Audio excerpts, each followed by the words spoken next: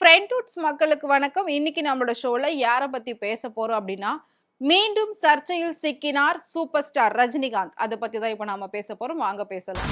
Super star அப்படின்னாலே நம்ம எல்லாருக்குமே பிடிச்சமான ஒரு நடிகர் அப்படின்னே சொல்லலாம். அவரோட படங்களா இருக்கட்டும், அவரோட பாடல்களா இருக்கட்டும், நல்லா இருக்கோ இல்லையோ அது எல்லாத்தையும் கொண்டாட வேண்டியது ரசிகர்களுடைய வேலை. அப்படிதான் எல்லாமே போய்க்கிட்டு இருக்கு.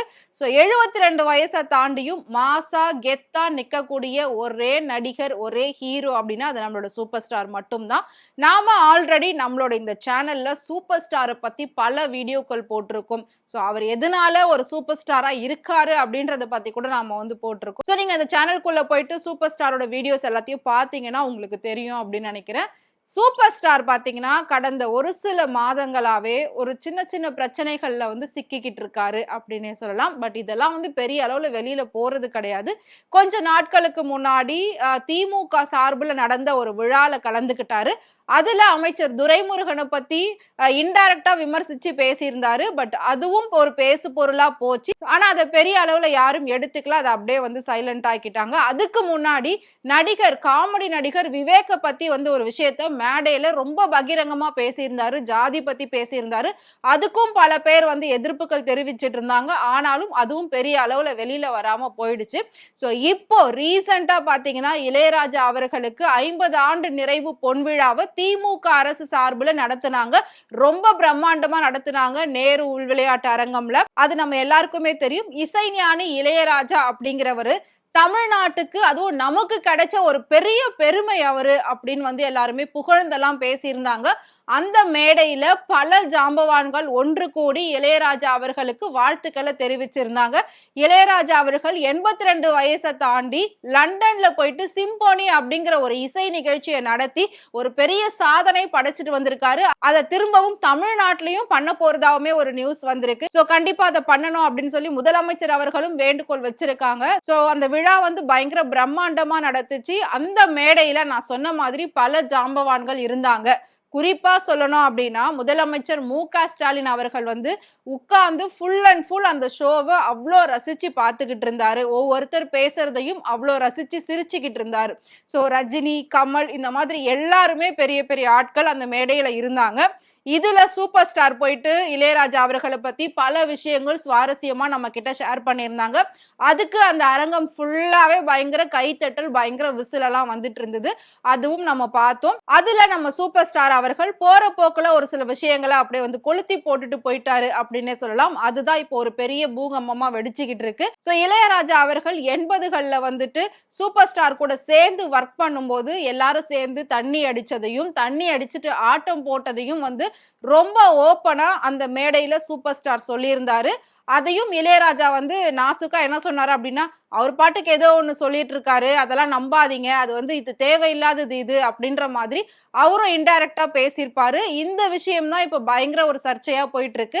அதுவும் சூப்பர் ஸ்டார், அதாவது உலக சூப்பர் ஸ்டார் நாம சொல்றோம். அவர் வாயிலிருந்து ஒரு பெரிய ஸ்டேஜ்ல இப்படி ஒரு வார்த்தை வரணுமா அப்படின்னு சொல்லி அவரோட ரசிகர்களே எல்லாருமே சொல்லிக்கிட்டு இருக்காங்க.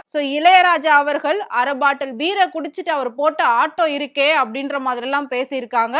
இப்படி எல்லா விஷயத்தையும் ஓப்பனா பேசணுமா? ஏன்னா அது எவ்வளோ பெரிய ஒரு பாராட்டு விழா, எவ்வளோ பெரிய ஜாம்பவான்கள் அங்க இருக்காங்க. நம்ம நாட்டோட முதலமைச்சர் அங்க இருக்காரு.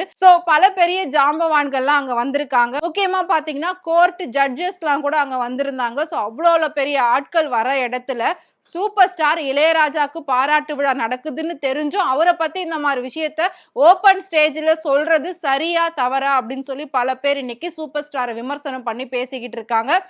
அவரு என்ன பேசணும், ஏது பேசணும்னு தெரிஞ்சு பேசுறாரா, இல்ல தெரியாம அப்படியே போற போக்குல பேசிட்டு போயிடுறாரா அப்படின்றது நமக்கு தெரியாது. பட் இதே மாதிரிதான் ஒவ்வொரு மேடைகள்லையும் ஏதாவது ஒண்ணு பேசி பேசி பேசி சர்ச்சையா அது மாறிடுது. அது எந்த ஒரு இன்டென்ஷன்லயும் அவர் பேசல அப்படின்னு தான் இப்ப வரைக்கும் எல்லாருமே சொல்லிக்கிட்டு இருக்காங்க. அதை தாண்டி இப்போ இந்த இளையராஜாவோட ஃபங்க்ஷன்ல அவரோட பேச்சு பாத்தீங்கன்னா அந்த வயதானதுக்கு அப்புறம் அந்த பேச்செல்லாம் வந்து நம்ம ரொம்பவே மாறுபட்டு இருக்கும். அந்த மாதிரி தான் வந்து மாறுபட்டிருக்கு. அதனால மேபி அவர் ஏதோ தெரியாம ஒரு ஸ்பீட்ல ஒரு ஃப்ளோல அப்படியே பேசிட்டு போயிட்டாரு. எப்பவுமே நம்ம வந்து ரொம்ப வருஷம் கழிச்சு எல்லாரும் ஒண்ணு கூடும்போது பழைய நினைவுகள ஷேர் பண்றது வழக்கம் தானே. அந்த மாதிரி தான் அவர் வந்து ஷேர் பண்ணியிருக்காரு அப்படின்னு சொல்லி அவரோட ஆதரவாளர்களும், அவரோட ரசிகர்களும் சொல்லிக்கிட்டு இருக்காங்க. இருந்தாலும் ஷேர் பண்றதுக்கு பழைய நினைவுகள் வேணும் தான். அதுக்காக சரக்கடிச்சது, ஆட்டம் போட்டதெல்லாம் எப்படி சொல்ல முடியும்? ஏன்னா இந்த இடத்துல அவர் பெரிய லெஜண்ட் அப்படின்னு பேரு வாங்கியிருக்காரு. இன்னைக்கு உலகமே திரும்பி பார்க்கக்கூடிய அளவுக்கு பல சாதனைகள அவர் படைச்சிருக்காரு. 80கள்ல இருந்து 2025 வரைக்குமே அவர் பாடல்கள் தான் ஒலிச்சுக்கிட்டு இருக்கு. ஏன் இதே வார்த்தைய சூப்பர் ஸ்டார் சொன்னாரு. கூலி படத்துல கூட அவர் பாடல நாங்க யூஸ் பண்ணோங்க. அவர் பாடல யூஸ் பண்ணாலே அந்த படம் ஹிட் அப்படின்ற மாதிரி தான் இப்ப வரைக்கும் இருக்கு அப்படின்னு சொல்லி சூப்பர் ஸ்டாரே சொல்லியிருந்தாரு.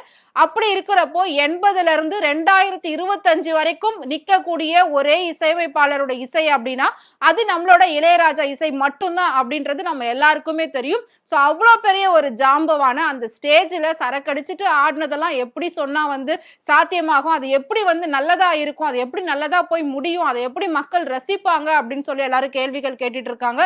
சோ இந்த விஷயம் ஒரு பெரிய சர்ச்சையை கிளப்பும் அப்படின்னு சொல்லி பல பேர் வந்து சொல்லிக்கிட்டு இருக்காங்க. திமுக அரசு இன்னும் கிட்டத்தட்ட இன்னும் ஒரு 7-8 மாதங்கள்ல தேர்தலை சந்திக்க போகுது. அதுக்குள்ள இந்த மாதிரி ஒரு பாராட்டு விழா நடத்தியிருக்காங்க. மேபி பாஜக ஓட்டையும் வாங்குறதுக்காக கூட இந்த மாதிரி ஒரு பாராட்டு விழா நடத்தலாம் அப்படின்னு சொல்லி இன்னும் ஒரு சிலர் வந்து சொல்லிக்கிட்டு இருக்காங்க. சோ இந்த விஷயம் எப்படி போய் முடிய போகுது அப்படின்றதையும் நாம பார்க்கலாம். சூப்பர் ஸ்டார் இந்த பிரச்சனையில சிக்குவாரா இல்ல சிக்க மாட்டாரா இல்ல அப்படியே வந்து ஆஸ் யூசுவல் வெளியில வந்துருவாரா அப்படின்றதையும் நம்ம வெயிட் பண்ணி பார்க்கலாம். அவர் என்னதான் பேசினாலும் பண்ணாலும் அவர் நம்ம சூப்பர் ஸ்டார், அவரை நம்ம விட்டு தர மாட்டோம். அதுவும் நமக்கு எல்லாருக்கும் தெரியும்.